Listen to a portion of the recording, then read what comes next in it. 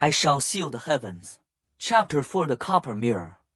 The treasure pavilion was indeed filled with treasure. Upon entering it, one eye would be dazzled with brilliant lights. Neatly arranged jade shelves were filled with a dazzling display of bottles, swords, ornaments, and jewelry. Meng Hao began breathing heavily, and his heart started pumping. It felt as if all the blood in his body had rushed to his brain. He stood there, dumbfounded. In Meng Hao's short life, he had never seen so much wealth. He felt as if it had submerged him.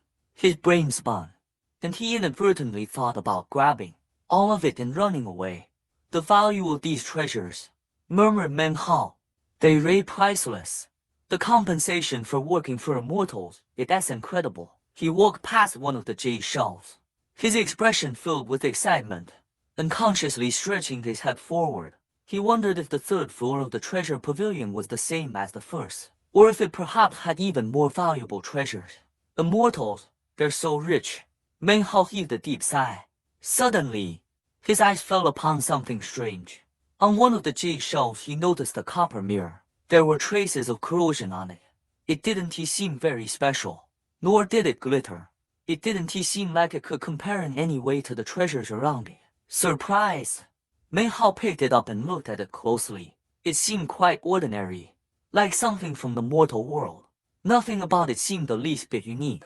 And yet, here it was in the treasure pavilion, so he assumed it must have some value.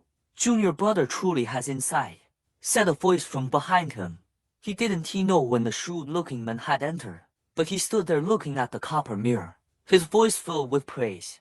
He continued, "The fact that you picked up that copper mirror shows that you were destined to do so. There are many legends regarding it. The strangest thing is, only those with good fortune and accumulated good deeds in past life can acquire it. It seems Junior brother is just such a person with this mirror. You can lord it over heaven and earth. You definitely have this opportunity." As the man spoke, he sighed over and over. His voice seemed to contain some strange power which forced Meng Hao to listen to him. This mirror. Meng Hao looked down at it again, a strange expression on his face. It was not covered with complicated carvings, but instead, corrosion, making it very unclear. "Junior brother, don't look at the mirror's blurriness. You should know that true treasures of a spiritual nature often conceal themselves in ordinary things. The more humble they appear, the more precious they are." Meng Hao was about to put the copper mirror back onto the shelf, when the shrewd-looking man took several hasty steps forward to prevent him. He looked seriously at Meng Hao. "Junior brother, the fact that you picked up this object shows that you were destined to do so. Will you really put it back just because it looks ordinary? I have been responsible for the treasure pavilion for many years, and I know the origin of all the items here. Many years ago, this copper mirror caused a huge commotion in the state of Shao. It was created from a ray of light which fell from the heavens. After acquiring it, Patriarch Reliance studied it in secret, believing it to be a treasure of the heavens. In the end, he couldn't unlock its mysteries, and came to the conclusion that it was predestined to fall into the hands of someone who would use it to trample upon heaven and earth." It startled Meng Hao to hear the name of Patriarch Reliance. He had just entered the outer sect, and there were many things he wasn't familiar with. He began to hesitate. Patriarch Reliance studied it, but couldn't understand it. Your words are incorrect. Junior brother, allow elder brother to explain." Patriarch Reliance's lack of success in his studies proves that there is something unique and unusual about this treasure. Before you, 10 or more people took it to study it, and though none of them succeeded in understanding it, none of them regretted their decision. What if you are the person destined to possess the mirror? In any case, if you take it, you can rest at ease. Of your fellow disciples who took the mirror in the past, most came back within 3 months, and I let them exchange it for something else. After dealing with me for some time, you will find that I am very easygoing. I don't want to give fellow disciples a hard time. If you take it, but are unable to unlock its mysteries, then you can return it at any time and exchange it for something else.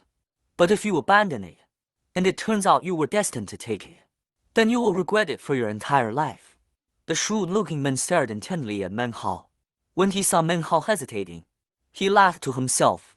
The new disciples were always the easiest to toy with. All he had to do was tell them the story of the mirror as legend. and the grand words would seduce them. Their hearts would begin to boil. But Meng had studied and read from childhood, so he was quite intelligent. From the shrewd-looking man's seemingly earnest expression, he could conjecture that the mirror was not exactly as had been described. But the man stood there in front of him, clearly determined to prevent him from putting back the mirror. Even dropping it to the ground would be of little use. He began to regret picking it up in the first place. "Junior brother," he said, his face stern, his voice low, "don't violate the rules on your first day. When you pick something up in the treasure pavilion, you are not permitted to put it down." The shrewd-looking man felt that enough was enough. This was his usual method to get people to take the mirror. He waved his white sleeve, and the whistling wind picked up Meng Hao, flew him out of the treasure pavilion, and deposited him outside. There was a crashing sound as the main door of the treasure pavilion slammed shut. The voice of the shrewd-looking man echoed from inside. "I am soft-hearted when it comes to fellow disciples. If you truly are not destined to have the mirror, then you can return it in a few days." Frowning angrily, Meng Hao looked up at the closed door. Then he sighed and looked back down at the copper mirror in his hands. He thought back to the words in the first chapter of the key condensation manual and hesitated. If this truly was something that Patriarch Reliance had studied, then it must have some value. Shaking his head, he put the mirror into his robe. Then, with a final hateful glare at the treasure pavilion, he turned and left. He walked along the green paths of the outer set, using the information from the jade slip as a guide.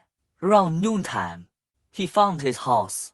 It was along the north border, in a very remote section of the outer set. Several other houses crowded around it. He pushed the door open, and it slammed against the wall. Inside were a bed and a desk. Meng Hao stood there, feeling quite content. This place was much better than his room in the servants' quarter. He sat down cross-legged on the bed, took a deep breath and pulled the copper mirror out of his robe. He studied it carefully until the sun began to set over the western mountains. He lit an oil lamp and continued to study it, all to no avail. He had no idea what the purpose of the mirror could be, no matter how he looked at it. The copper mirror seemed completely ordinary in nature. When the night grew deep, Meng Hao put the mirror to the side and looked out the window at the moon. He thought about the fat teenager and his snoring. He missed it a little bit. The bright moon shone outside, its rays touching the eaves of his window. Everything was silent, save for the sound of the wind among the leaves of the trees. Meng Hao took a deep breath, thinking about the moon. He felt emotional, as if he had entered a new age. He murmured to himself, "I will never again be a scholar in Yongji County. I've become a Reliance Outer Sect disciple." Meng Hao gathered his thoughts, closed his eyes, and sat in meditation, circulating the thread of spiritual energy in his body. He had been living in this fashion for months now, and was used to it. One difference between the outer sect and the servants' quarter was that here, no one prepared food for you. You had to take care of your own food needs. If you didn't, you would starve to death and no one would care a whit. Although, in all the years, no one in the Reliance Outer Sect had ever starved to death. Upon reaching the first stage of key condensation, one could absorb and emit the spiritual energy of heaven and earth. Though that could not alleviate hunger, it could sustain your life. Several days passed. One afternoon, Meng Hao sat cross-legged in meditation, when he suddenly heard a miserable scream from outside. He immediately opened his eyes, moved to the window and looked outside. He saw an outer sect disciple on the ground, being stamped upon over and over again by another. Blood oozed from a wound in his chest, but he wasn't dead, just wounded. The person who had been kicking him grabbed his bag of holding, then walked off with a cold harumph. The trampled disciple struggled to his feet, his eyes filled with violent ruthlessness. He staggered away. Surrounding onlookers stared at him coldly, their faces filled with ridicule. Meng Hao observed silently. He had watched similar scenes played out countless times in the past few days, and as such had a deeper understanding of the ways of the outer sect. Time blurred as 7 days passed.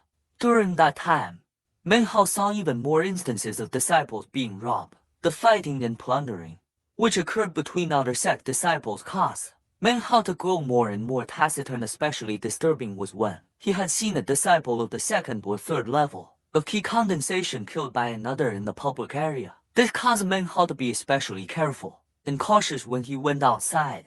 Thankfully, his cultivation base was low, and he didn't have anything of value, so others mostly ignored him. Actually, Meng Hao had reached a standstill in his cultivation. The second level of qi condensation was different than the first. He still needed spiritual energy, but according to the qi condensation manual, his mortal body had already begun to change. As such, reaching the second level of qi condensation would require many more times the amount of spiritual energy than the first level did. Similarly, Meng Hao now understood what latent talent was. The body's ability to absorb the spiritual energy of heaven and earth was just that, latent talent. The more latent talent someone has, the more energy they could absorb. The less latent talent one has, the less energy they could absorb. For someone with considerable latent talent, the more time they spend on breathing exercises, the more spiritual energy they could absorb. According to his calculations, to reach the second level of qi condensation would probably take at least 1 or 2 years.